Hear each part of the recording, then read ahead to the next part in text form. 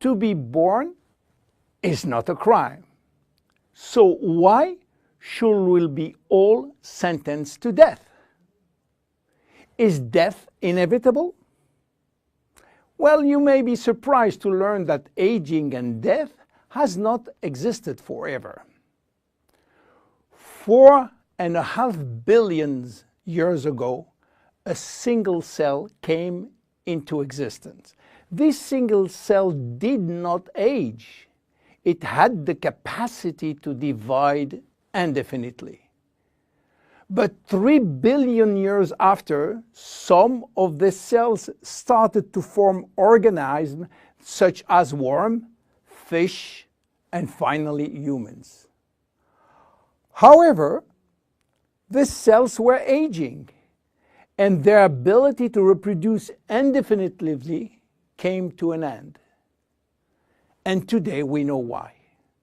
Those cells, we call them somatic cells, contain a gene that controls the production of telomerase. And this gene was and still is turned off. Without the ability to produce telomerase, the telomeres will become shortened and cells will die. So why there is so much discrepancies in longevity between human and other animals? Let me give you some examples. Have you heard about George? George is an American lobster which was born in 1869 and is now 140 years old. He was a sort of mascot in a New York restaurant and got released in the ocean in 2010. He's probably still alive. How come? Are lobsters immortal? Not exactly, but they do not die of old age because their telomerase is constantly turned on, so the cells do not die. However, they are sensitive to infection in their shell, and they may die from this disease. In Japan, koi fish are known to live very long.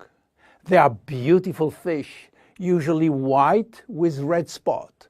Some have been given names, and the most famous fish, Hanako, who died in July 1977, was 226 years old. Some turtles also live very long, and one of them, Adwaita, from Seychelles, has lived nearly 250 years.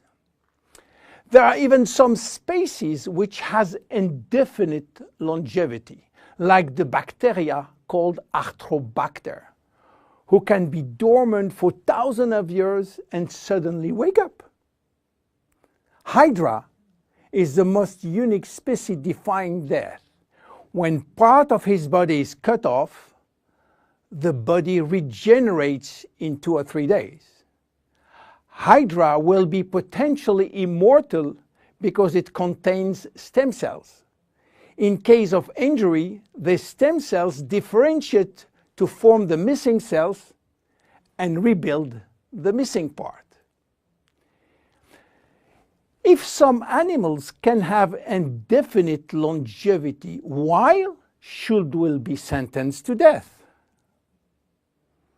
In other words, do we currently have the knowledge and the technology to live forever?